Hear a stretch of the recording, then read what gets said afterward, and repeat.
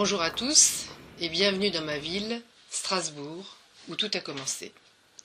Strasbourg, dont l'étymologie signifie « ville à la croisée des chemins », a attiré et attire encore de nombreux écrivains, poètes, romanciers ou journalistes, qu'ils y soient nés, comme Sébastien Brant, Gustave Doré, Jean Arp, Tommy Ungerer, ou qu'ils y soient simplement passés, comme Goethe, Victor Hugo, Ernest Hemingway ou Antoine de Saint-Exupéry. Fascinés par la cathédrale, ils ont tous gravi, qui d'un pas leste, qui crachant et pestant, les 365 marches jusqu'au sommet de la plateforme, d'où l'on peut embrasser 3 pays.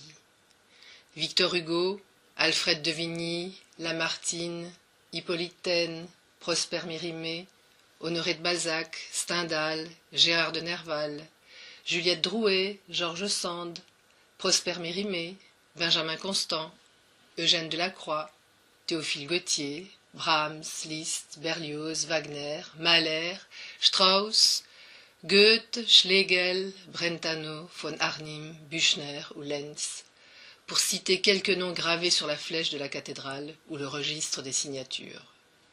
J'allais d'une tourelle à l'autre, regardant ainsi tour à tour la France, la Suisse et l'Allemagne dans un seul rayon de soleil. Chaque tourelle fait face à une nation différente, écrivit Victor Hugo le 2 septembre 1839. Bien avant l'apogée du romantisme, c'est déjà Strasbourg que les petits-fils de Charlemagne, Charles le Chauve et Louis le Germanique, choisissent pour sceller leur alliance contre leur frère Lothaire, qui prétend exercer seul son pouvoir sur l'Empire. Le 24 février 842, ils y prononcent en langue romane et en langue tudesque les serments de Strasbourg, les premiers écrits officiels en langue française et allemande. Ville des premiers écrits, ce sera aussi la ville des premiers imprimés. Entre 1434 et 1444, lors de son exil à Strasbourg, Gutenberg met au point ce processus révolutionnaire de reproduction mécanique de texte, même si le typographe Jean Mantelin en réclame la primeur, comme l'affirme son épigraphe dans la cathédrale.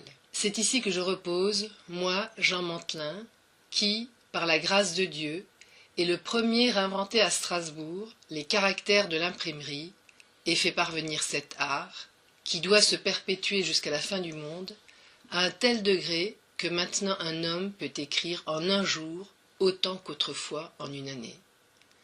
Mais c'est bien la statue de Gutenberg qui proclame les bienfaits de l'imprimerie dans le monde. Asie, Afrique, Amérique et Europe, où Erasme et Montesquieu incarnent la tolérance.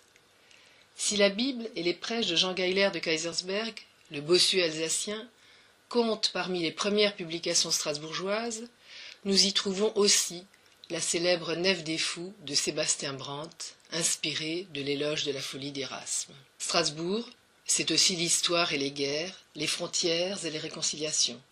En avril 1792, le capitaine Rouget de Lisle y compose le chant de guerre pour l'armée du Rhin, chanté par les fédérés marseillais lors de leur remontée dans les positions nord-est de la France, à la suite de la déclaration de guerre à l'Autriche. Le chant, alors baptisé la Marseillaise, sera décrété hymne national le 14 juillet 1795. Ce chant de guerre révolutionnaire devient un appel à la liberté, une exhortation au combat contre la tyrannie et l'invasion étrangère. Ville frontière avec l'Allemagne, Strasbourg devient tout naturellement le symbole de la réconciliation franco-allemande et de la construction européenne. En 1949, le Conseil de l'Europe s'y réunit pour encourager les pays à coopérer pour mieux respecter la démocratie et défendre les droits de l'homme. La Convention européenne des droits de l'homme est adoptée en 1950 et la première session de la Cour européenne se tient en 1959. Enfin, le Palais des droits de l'homme est inauguré en 1995 et le siège du Parlement européen en 1999. Le 6 novembre 1995, le Parlement international des écrivains, la ville de Strasbourg et le Conseil de l'Europe lancent un appel aux villes d'Europe en faveur de la constitution d'un réseau de villes-refuges.